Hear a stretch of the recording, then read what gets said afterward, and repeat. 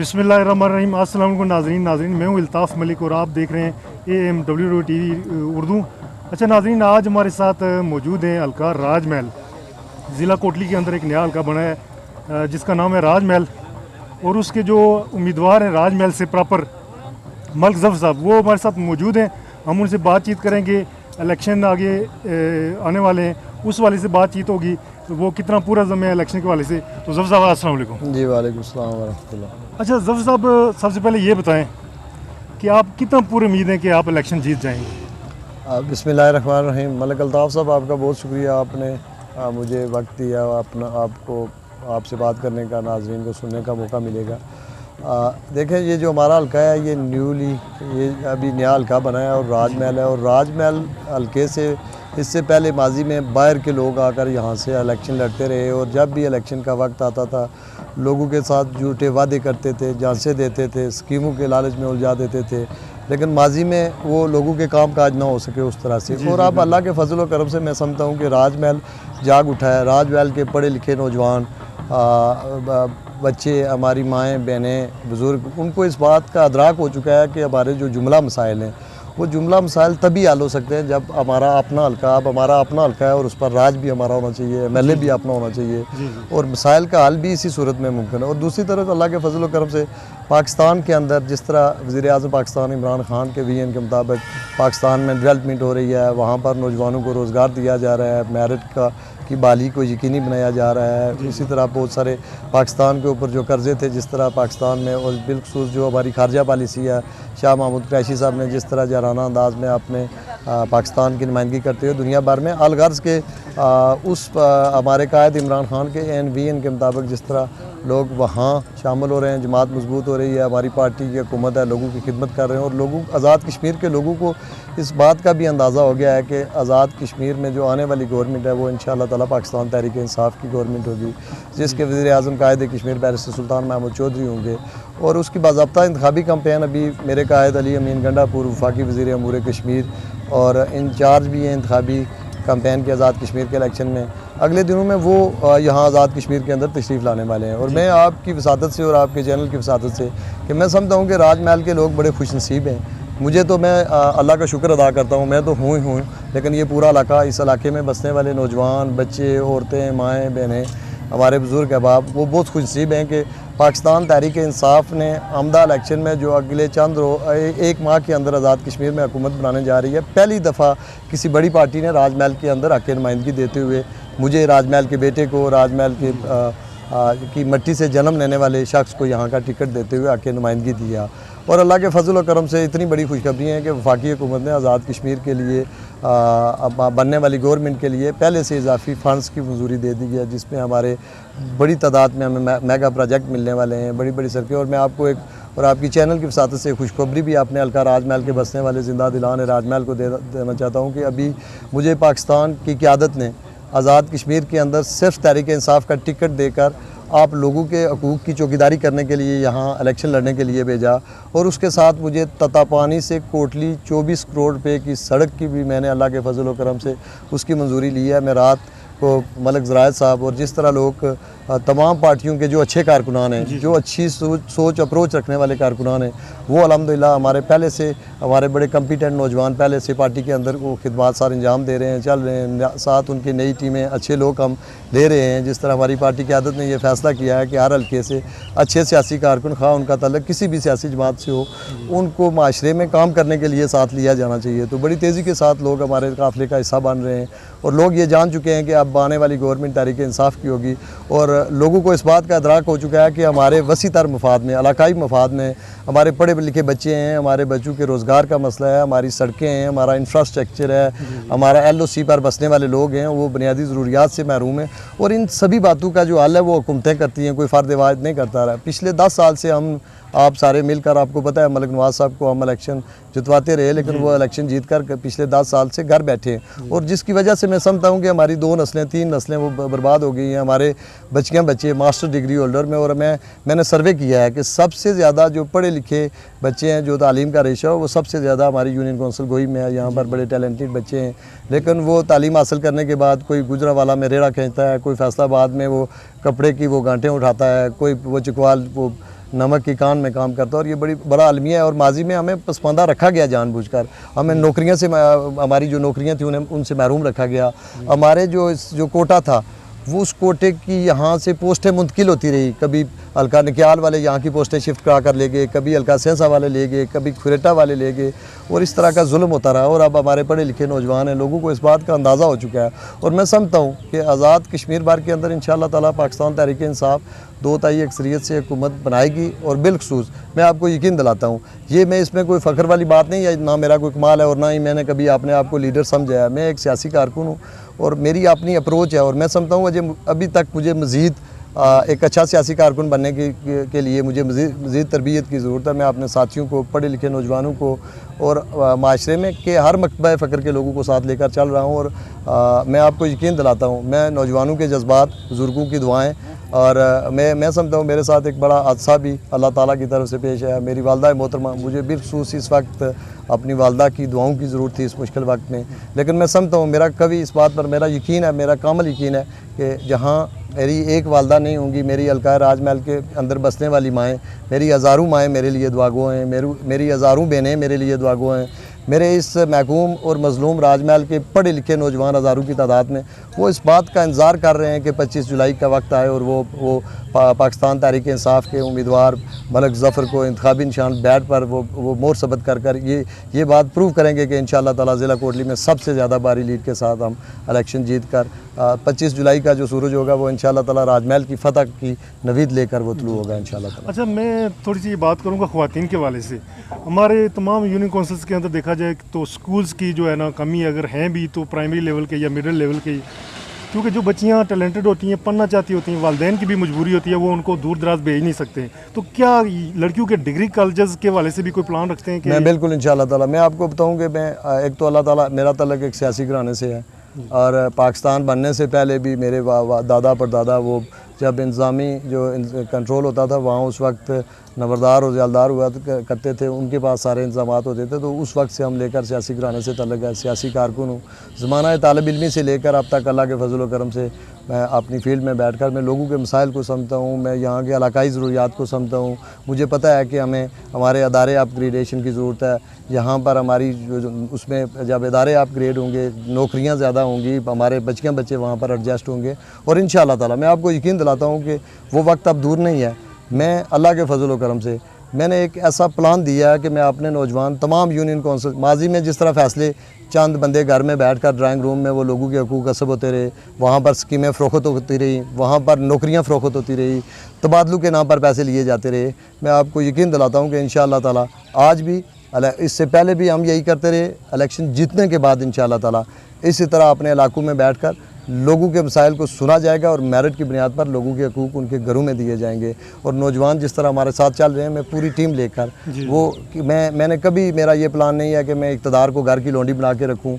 मेरे घर में बैठकर लोगों की किस्मत के फ़ैसले हों, लोगों के फ़ैसले लोगों के घरों में बैठकर, लोगों के शहरों में बैठकर, लोगों की गलियों में बैठकर इंशाअल्लाह ताला हम हल करेंगे। और नौजवान पढ़े लिखे जो टीम हमारे साथ चल रही है हम इस इक़्तिदार को निचले लेवल तक, हम बिल्कुल इसको निचले लेवल तक लेकर जाएंगे, लोगों की इस्ते नफ्स का इंशाअल्लाह ख्याल रखेंगे।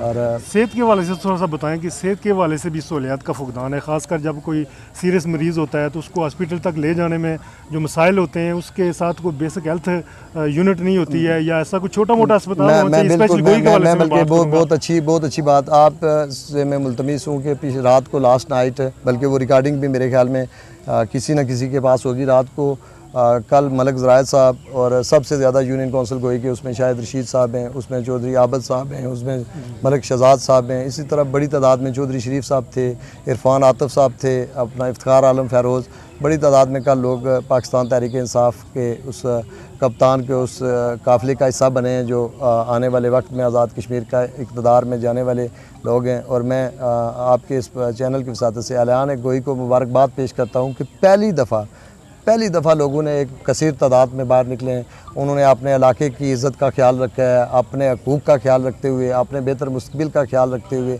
लोग एक जज्बे के साथ निकले। और मैं कल समझता हूँ कि अल्लाह के फजल व करम से मैं कल 70% गोई के यूनियन कौंसिल के मुख्तलिफ़ अक़बा फ़कर से तल्लुक़ रखने वाले वो लोग, मुख्तलिफ़ कबाइल से तल्लुक़ रखने वाले लोगों ने कल हमारी अली अमीन गंडापुर साहब के साथ पार्लियामेंट हाउस में एक शमूलियती इवेंट था जिसमें मलक ज़राए साहब भी थे।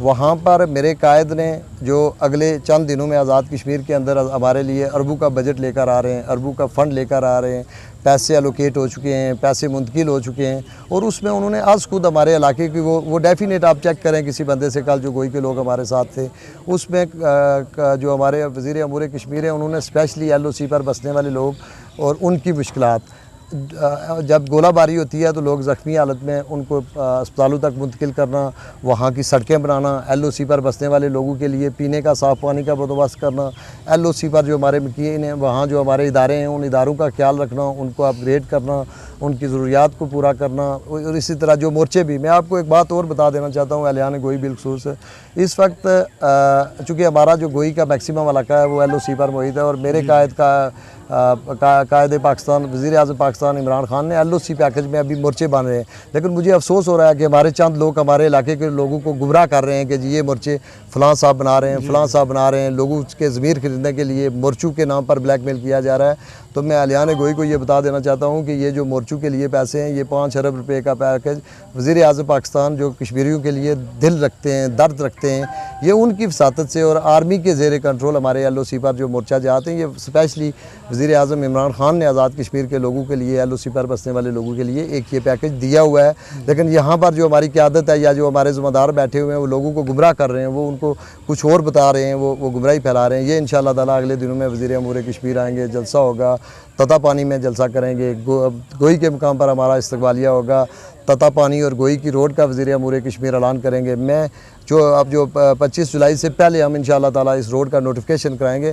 मैं आपको बताऊं कि अल्लाह के फजल व करम से यहाँ पर तमीर व तरक्की का एक भौचाल आने वाला है और जो हमारे मुखालफीन हैं वो इसी वजह से खाइफ हैं, वो तरह तरह के ओछे हथकंडे कर रहे हैं। मुझे आई नो दैट कि यहाँ पर लोगों को कुछ डराने धमकाने की भी शिकायत मुझे मिल रही हैं, इस तरह की बातें हो रही हैं। मैं इंशाअल्लाह ताला मैं इलेक्शन लड़ने के लिए आया हूँ और मेरी ये ख्वाहिश होगी और मैं हमेशा अपने घर से अपनी माँ की कब्र से जब निकलता हूँ तो मैं ये दुआ करके निकलता हूँ कि मैं आजिज़ी के साथ, मैं इंसारी के साथ, मैं शराफत के साथ, मैं अदब और एहतराम के साथ इलेक्शन लड़ना चाहता हूँ। मैं माजी की रवायात को, जो तलख रवायात यहाँ पर गुजरी हैं, उसको ख़त्म करना चाहता हूँ। लेकिन इसका हरगिज़ ये मतलब नहीं कि हम बिल्कुल शराफत में और मेरे किसी साथी को, मेरे किसी कारकुन को, मेरे किसी वोटर को अगर कोई डराएगा, धमकाएगा या वो माजी के वो रवायात, तो वो हरगिज़ मैं वो कभी भी मैं इस पर कंप्रोमाइज़ नहीं करूँगा इंशाअल्लाह ताला। अच्छा, जो टिकट की दौड़ में आपके साथ बाकी आपके साथी शामिल थे, उनको इत्मीनान में लिया है आपने? जी अल्हम्दुलिल्लाह, अल्लाह के फजल व करम से आपको अगले आने वाला जो हर दिन होगा, एक हर सूरज एक नई नवीद लेकर निकलेगा। अगले चंद रोज़ में मलिक निसार साहब जो मेरा वैसे भी है, बेटा भी है, भांजा है निसार,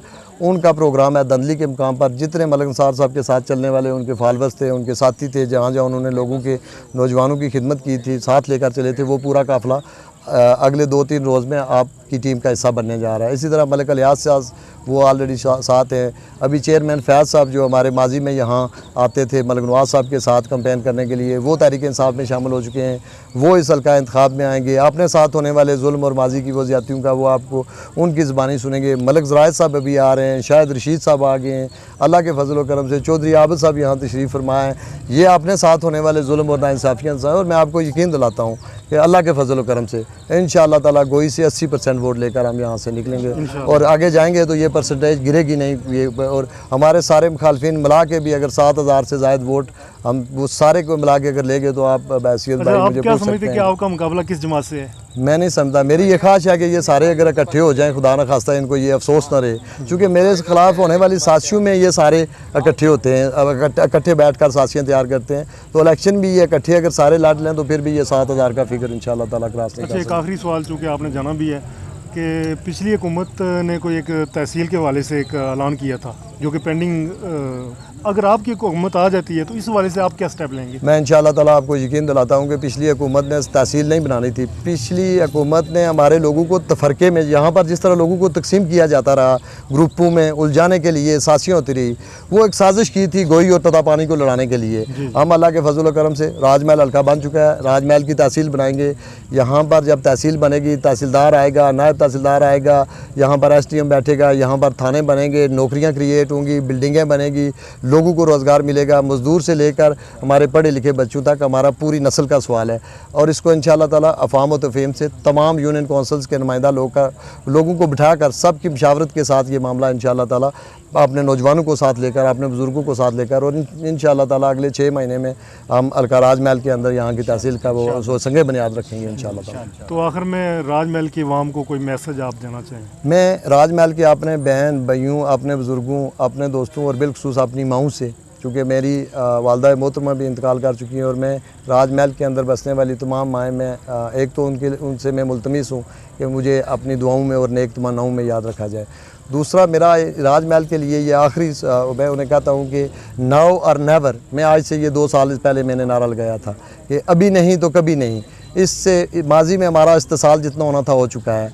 हमारे हकूक़ कसब होते रहे, हमारे साथ ज़्यादतियाँ होती रही, ऐसे ऐसे वाक़यात है कि हम वो बयान करने से कासर हैं। हमारी इज़्ज़तों के साथ खेला जाता रहा, नौकरियों के नाम पर हमारे साथ क्या नहीं हुआ, हमारे नौजवानों के साथ क्या होता रहा है। अब चूँकि आज़ाद कश्मीर के अंदर तहरीक इंसाफ की हुकूमत बनने जा रही है, और खुदा रहा मैं राजमहल के लोगों से मुल्तमिस हूँ कि आपके मेरे इलाका राजमहल के मसाइल हैं।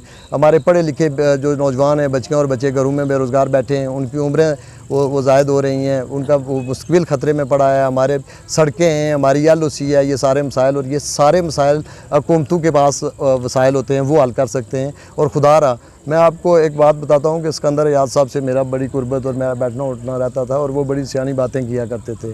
तो एक दफ़ा हम बैठे थे तो उन्होंने किसी को लतीफ़ा सुनाते हुए कहा जी कि जो फड़ी भैंस होती है ना, जो दूध नहीं देती है, तो लोग उसको आगे से उसके आगे घास का चारा नहीं रखते, पीछे से वो घास का दथा फेंकते हैं। तो जो दूध देने वाली भैंस है उसको बड़े इज़्ज़त एहतराम के साथ उसको बंडा दिया जाता है, उसको चारा दिया जाता है। तो इसलिए खुदारा आप इन फड़ी भैंसों के चक्कर में ना पड़ें। अगर आप ये चाहते हैं कि आपके इलाके के मसाइल हल हों, आप इस इलाके के मुखलस हैं। और मैं इसको यूँ कहना चाहूँगा कि मैं नहीं समझता कि इस इलाके के अंदर कोई धरती माँ का गद्दार नहीं हो सकता जो अपने बेटों के साथ गद्दारी करेगा, अपनी माओं के साथ गद्दारी करेगा, अपने मजलूम लोगों के साथ गद्दारी करेगा। और अगर कोई अपनी धरती के साथ गद्दारी करेगा तो मेरा ये ईमान है कि अल्लाह ताला उनको वो दुनिया में भी रुसवा करेगा और वो अपनी वो आखिरत भी ख़राब करेंगे। और मैं दुआ गो हूँ कि मेरे ये सारे लोग अपनी दुनिया और आखिरत बेहतर करें। और मुझे कभी यकीन है कि इंशाअल्लाह ताला अगले 20 दिन के अंदर ऐसा भूचाल आने वाला है कि हल्का राजमहल के अंदर आपको तहरीक इंसाफ के पोलिंग एजेंट्स के अलावा आपको दीगर जमातों के पोलिंग एजेंट्स तक इंशाअल्लाह ताला नहीं मिलेंगे। बहुत शुक्रिया। तो नाज़रीन, ये थे ज़फ़र मलिक साहब जो कि मजबूत उम्मीदवार हैं तहरीक इंसाफ के हल्का राजमहल ज़िला कोटली से। तो इनसे बातचीत हो रही थी। उम्मीद है ये आज की बातचीत आपको पसंद आई होगी। हमारे चैनल को सब्सक्राइब करें। इस वीडियो में मुझे दें इजाज़त। मैं हूँ इल्ताफ़ मलिक और आप देख रहे हैं AMWTV Urdu. Thank you, bye bye.